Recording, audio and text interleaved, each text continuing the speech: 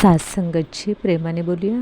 धन निरंकारची सात्संगतची आज आपण चिंतनासाठी विषय निवडलेला आहे की आपण जसा विचार करतो तसंच घडतं आणि आपण जसा विचार करतो तसेच बनत जातो. मग कधीकधी आपल्याला असा प्रश्न पडतो की मी विचार काय करते आणि मी तसंच घडते का?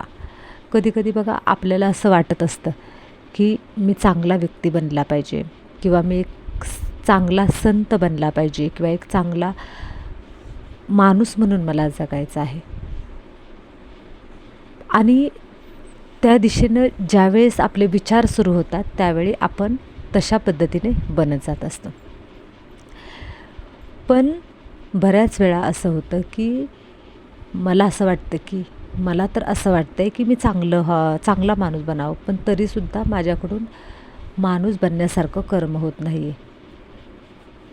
जे माणुसकीला धरून नाही असं कर्म माझ्याकडून होत आहे. मग हे असं का होत आहे असा प्रश्न बऱ्याच वेळा आपल्याला पडत असतो. परंतु एक लक्षात घेणं गरजेचं आहे की आपलं जे हे मन असतं ते मन सतत विचार करत असतं आणि आपल्या प्रत्येक विचारामध्ये एक एनर्जी असते, एक ऊर्जा प्रवाह असतो. प्रत्येक विचारांची एक फ्रिक्वेन्सी असते. ज्यावेळी बघा आपण असं म्हणतो की मी शक्तिशाली आत्मा आहे त्यावेळेस आपल्यामध्ये एक सामर्थ्य निर्माण होतं आणि एक वाइब्स अशा तयार होतात. असे विचारांमुळे असे काही कंपनं निर्माण होतात की ती कंपनं आपल्याला आतून स्ट्रॉंग बनवतात आणि आपलं सगळ्या शरीरातल्या पेशींनासुद्धा बदलवण्याचं काम करतं. पण ज्यावेळी आपण असं म्हणतो का नाही की माझं काय खरं नाही, आता माझं कसं होणार, हा जो कमजोर आपण संकल्प, कमजोर विचार ज्यावेळेस आपल्या मनामध्ये येतो ना त्यावेळेस आपल्याला कमकुवत असल्यासारखं वाटायला लागतं. आणि त्यासाठी आपले विचार आहेत ना ते विचार हे सकारात्मक असायला हवेत की जे सकारात्मक विचार आपल्या मनाला चार्ज करतात आणि मनाला शक्तिशाली ठेवतात. आणि आपल्याला जर दिवसभर खुश राहायचं असेल ना तर सकाळ सकाळी उठल्या उठल्या आपले संकल्प हे शक्तिशालीच असायला हवेत. आपण सकाळी उठल्या उठल्या जर शक्तिशाली संकल्प केले तर ते शक्तिशाली संकल्प आपल्याला दिवसभर आठवतात आणि आपण स्वतःला शक्तिशाली फील करतो.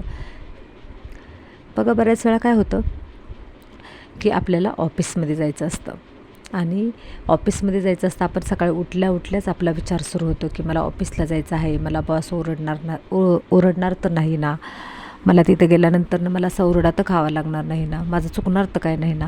तर अशा प्रकारचे निगेटिव्ह विचार जर आपण करत राहिलो तर काय होणार आहे, तर तसे विचार आपण केल्यामुळे तशाच प्रकारचे व्हायब्रेशन तयार होणार आणि तशाच प्रकारच्या गोष्टी आपल्या आजूबाजूला घडणार.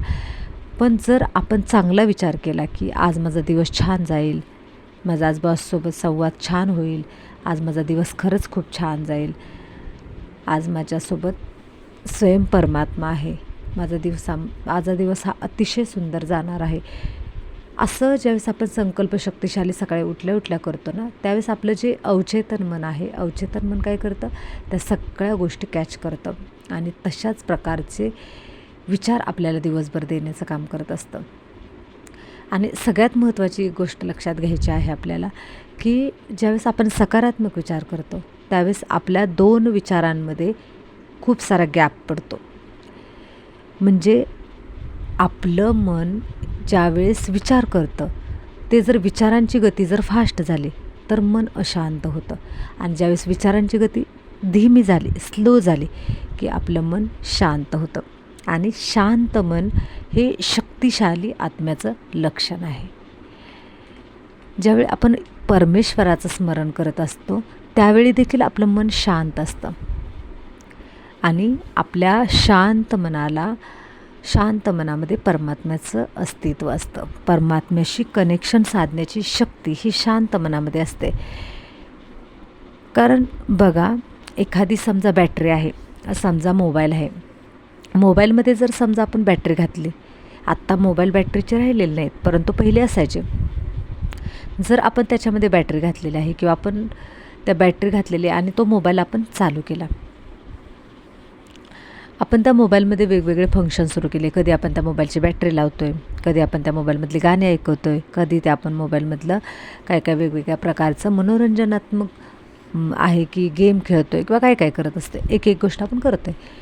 तर त्यावेळी काय होतं, आपण वेगवेगळ्या गोष्टी केल्यामुळं आपली मोबाईलची बॅटरी हळूहळू डिस्चार्ज होत जाते. तसंच आपल्या जी आत्म्याची जी बॅटरी आहे, ते आत्म्याची बॅटरी डिस्चार्ज कशामुळे होते, तर त्या निगेटिव्ह विचारांमुळे होते. आणि आपलं मन जितके विचार करेल तितकी आत्म्याची जी बॅटरी आहे ती डिस्चार्ज होत असते. म्हणून आपण जेव्हा कमीत कमी विचार करतो आणि सकारात्मक विचार करतो, त्यावेळेस आपली बॅटरी उलट डिस्चार्ज होण्याऐवजी चार्ज होत असते. आणि काय होतं, आपण बघा की आपण समाजामध्ये जातो, जर आपलीच बॅटरी डिस्चार्ज आहे तर आपण दुसऱ्याला लाईट काय पुरवणार, आपण दुसऱ्याला शक्ती काय देऊ शकणार आहे, तर नाही देऊ शकणार आहे, कारण आपली बॅटरी डिस्चार्ज आहे. आपण बघतो की आपण एक वेगळ्या दृष्टिकोनातून पाहिलं, जर ऑफिसमध्ये गेलो तर ऑफिसमध्ये बॉसकडे पाहताना पण आपण ही एक बॅटरी आहे, तिथं काम करणारे सगळ्यांच्या बॅटरी आहेत आणि त्यांच्या बॅटरी ऑलरेडी डिस्चार्ज आहेत म्हणून ते लोक चिडतात. पण अशा वेळी जर आपण शांत असलं, आपली बॅटरी जर चार्ज असेल, जर आपल्या आत्म्यामध्ये जर आपण परमात्म्याचं स्मरण जर सुरू असेल ना, तर आपली बॅटरी ही चार्ज राहणार आहे. समोरून मग जरी कशीही परिस्थिती आली, एखादा जरी आपल्याला ओरडला, बॉस जरी ओरडला, कोणी काय आपल्याला बोललं, तरी आपली आत्मा कशी आहे, आत्म्याची बॅटरी ही चार्ज आहे. त्याच्यामुळे आपण त्यावेळेस त्या गोष्टींना आपण फेस करू शकतो. म्हणून आपण आहे ना, चांगले विचार करण्यासाठी आपण आपल्या मुलांनासुद्धा शिकवायचं आहे. आपली मुलं जर छोटी असतील ना, तर छोट्या मुलांना लहानपणापासूनच आपण सकारात्मक विचार करायला शिकवायचे, कारण सकारात्मक विचारच आपल्या मुलांना स्ट्रॉंग बनवणार आहेत. कारण आपण पाहतोय की छोट्या छोट्या मुलांना काही सहन होत नाही. छोटी छोटी मुलं आत्महत्या करत आहेत, छोटी छोटी मुलं ट्रेसमध्ये जात आहेत. कशामुळे, तर याच निगेटिव्ह विचारांमुळे. आणि निगेटिव्ह विचारांचा स्रोत जर काय असेल ना, तर आपल्या अवतीभोवती असणारा मोबाईल आणि टी व्ही.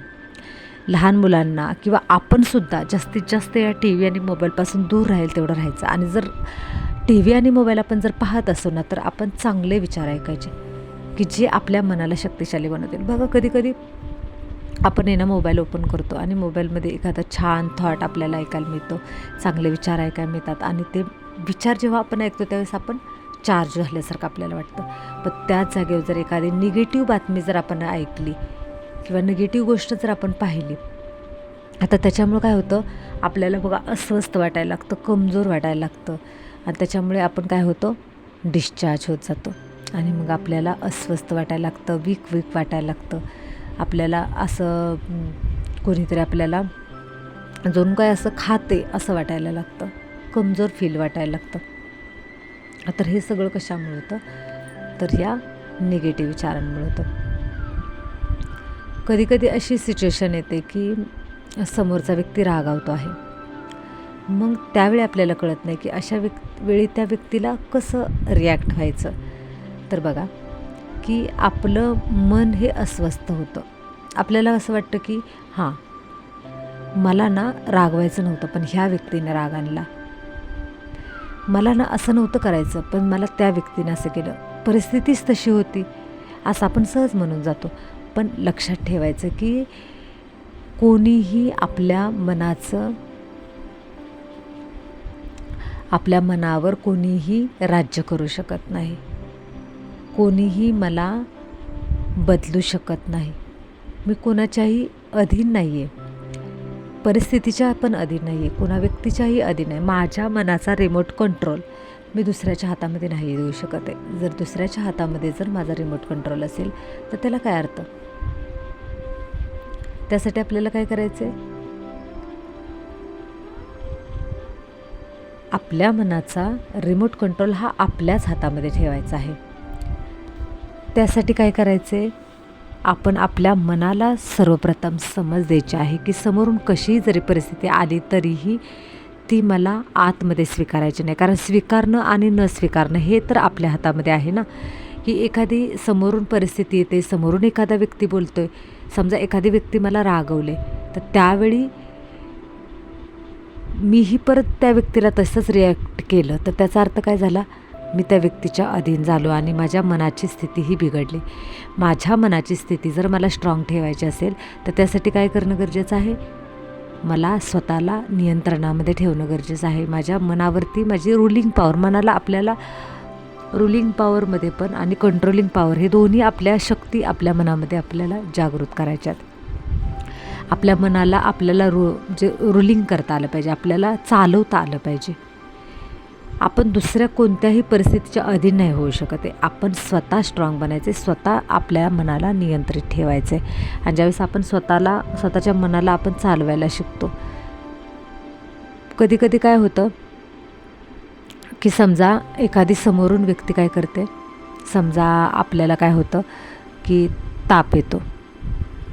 ताप आल्यानंतर काय होतं, आपल्याला सगळं आपलं शरीर आपल्याला साथ देत नाही, शरीर थकलेलं असतं, अस्वस्थ वाटायला लागलेलं असतं, विकनेसपणा येतो.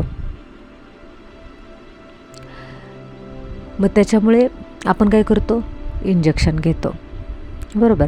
आणि जेव्हा आपण इंजेक्शन घेतो त्यावेळेस आपल्याला बरं वाटायला लागतं, आपण गोळ्याही खातो.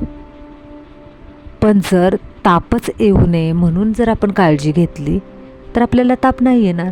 तसंच जर मन अस्वस्थ झाल्यानंतर त्या अस्वस्थ मनाला शांत करण्यापेक्षा जर आपण मनालाच अस्वस्थच होऊ नाही दिलं तर त्याची जर आपण काळजी घेतली तर ते जास्त महत्त्वाचं होईल. मग त्यासाठी आपण काय करायचे, अगोदरच अलर्ट मोडमध्ये राहायचे, अटेन्शनमध्ये राहायचे. कोणकोणत्या गोष्टीमुळे माझं मन अस्वस्थ होतं, शांत बसायचं, शांत बसून चिंतन करायचं की ह्या गोष्टी आहेत त्याच्यामुळे माझं मन अस्वस्थ होतं आणि ह्या गोष्टी आहेत त्याच्यामुळे माझं मन हे शक्तिशाली फील करतं. मग ज्या गोष्टींमुळे माझं शक्तिशाली मन फील करतं त्या गोष्टी कोणत्या आहेत आणि त्याच मला करायच्या आहेत. ज्याच्यामुळे माझं मन कमजोर बनतं, अस्वस्थ बनतं, वीक बनतं, त्या गोष्टी मला करायच्या नाहीत. जर समोरून काहीही घडतं आणि त्यावेळेस जर मी स्वतःचं नुकसान करून घेते हे जर मला ज्ञान झालं तर मी तसं करणार नाही. ज्यावेळेस मी रागवते त्यावेळेस काय होतं, माझ्या आत्म्याची बॅटरी डिस्चार्ज होते. म्हणजे काय होतं, आपण जेव्हा रागवतो, समोरची व्यक्ती रागवते आणि आपणही रागवलो, तर आपण रागवलं तर आपल्या आत्म्याची बॅटरी डिस्चार्ज, मग आपल्या आत्म्याची बॅटरी डिस्चार्ज म्हणजे आपण वीक झालो. मग आपण स्वतःचंच नुकसान करून घेतलं ना. जेव्हा आपण रिॲक्ट करतो त्यावेळेस आपण स्वतः नुकसान करून घेतो आणि आपल्याला स्वतः नुकसान नाही करून घ्यायचं आहे. बघा, आपण रोजच्या व्यवहारामध्ये जर एखादा व्यक्तीला जर आपण 100 रुपये दिले तर आपल्या जवळचे पैसे कमी होतात असं आपल्याला वाटतं ना. मग आपण विनाकारण कोणाला पैसे देत बसतो का? तसंच जर आपण एखाद्यावरती रागवलं तर आपल्यालाच कमजोरी येते, आपली शक्ती कमी होते. तर मग रागवणं हे चांगलं आहे का? तर नाही आहे. या गोष्टीचं ज्ञान झालं की आपल्याला कळतं की आता आपल्याला रागवायचं नाही आहे. आपल्यामध्ये जे 5 विकार आहेत ना त्याच्यातला कोणता जरी भाव आपल्या मनामध्ये जागृत झाला तरी आपण वीक फील करतो. अनुभव घेऊन पहा. ज्यावेळेस आपल्याला लालच मनामध्ये तयार होतं की अमक्या तमक्याकडे पैसा आहे, माझ्याकडेच का नाही आहे, म्हणजे काय झालं, आपल्याला लोभ निर्माण होतो, इतरांकडे आहे माझ्याकडे का नाही, ईर्ष्या निर्माण होते, जलसी निर्माण होते. किंवा कधी कधी असं होतं बघा, आणि ज्यावेळेस आपल्याला ईर्ष्या निर्माण होते त्यावेळेस पण बघा आपल्याला फील कसं होतं, अतिशय विकनेसपणा जाणवतो आणि मनामध्ये एक जलसी भाव निर्माण झाल्यामुळे आपल्याला अस्वस्थ वाटायला लागतं, कमजोर वाटायला लागतं. 5 विकारामधलं कोणतंही उदाहरण घेऊन बघा. ज्यावेळेस आपल्याला अहंकार निर्माण होतो, मला असं बोलला, मला कसं असं बोलू शकतो, बघा ना, हे ज्यावेळेस भाव निर्माण होतो ना त्यावेळेस आपल्याला आतून क्रोध निर्माण झालेला असतं आणि आपल्याला अतिशय कमजोर, अस्वस्थ वाटायला लागलेलं असतं. आणि रागवताना आपल्याला असं वाटतं की मी बोललंच पाहिजे, पण ज्यावेळेस रागवून होतं ना त्यावेळेस आपल्याला खूप कमजोर फिलिंग व्हायला लागते, म्हणून आपण आपल्या डोळ्यातनं पाणी येतं, कारण आपल्याला अस्वस्थ वाटत असतं. मग हे जे षडविकार आहे त्या षडविकारांमुळे जर माझी आत्मा डिस्चार्ज होते तर त्या षडविकारांवरती विजय मिळवण्यासाठी आपल्याला गुणांचा रेग्युलर लाईफमध्ये आपण वापर केला पाहिजे. म्हणजे इतरांना प्रेम द्यायला पाहिजे. कोणीही कसाही वागला तरी मला मात्र त्याच्यावरती प्रेमच करायचे आहे, कारण जर एखादा व्यक्ती समोरून कसा वागतोय तर त्याच्या अर्थी तो माझा हिसाब किताब आहे, या जन्मातला नाही आहे तर पूर्वजन्मातला आहे. मला आता हे ध्यानात ठेवायचं की तो हिसाब किताब माझ्यासमोर येत आहे. तो हिसाब किताब ज्यावेळेस चुकतो होईल त्यावेळेस आपण आपलं पुढचं आयुष्य सुखासमाधानामध्ये जगू शकतो. त्यासाठी ह्या सगळ्या गोष्टींचं मूळ आहे म्हणजे ते म्हणजे विचार. विचार कोणत्या पद्धतीचे आपले आहेत, सकारात्मक आहेत की नकारात्मक आहे. आणि नकारात्मक विचार हे विकारांच्या अधीन असतात आणि सकारात्मक विचार हे गुणांच्या अधीन असतात. नकारात्मक विचार हे विकारांच्या अधीन असतात. म्हणून आपण सकारात्मक विचार करायचा, कारण आपण जसे विचार करतो तसेच घडत जातो. बघा ना, ज्या व्यक्ती मोठ्या झाल्यात ना, ते त्यांच्या सकारात्मक विचारांमुळेच झाल्यात, कारण त्यांच्यामध्ये सकारात्मक विचारांची शक्ती प्रचंड आहे. आपल्यालासुद्धा आपल्या शक्तीला जर वाढवायचं असेल, आपल्या आत्मिक शक्तीला वाढवायचं असेल, तर सगळ्यात प्रथम सकारात्मक विचार करणं फार गरजेचं आहे आणि चांगला विचार करणं गरजेचं आहे. हा विषय आपण इथेच थांबूयात. धन्य निरंकारजी.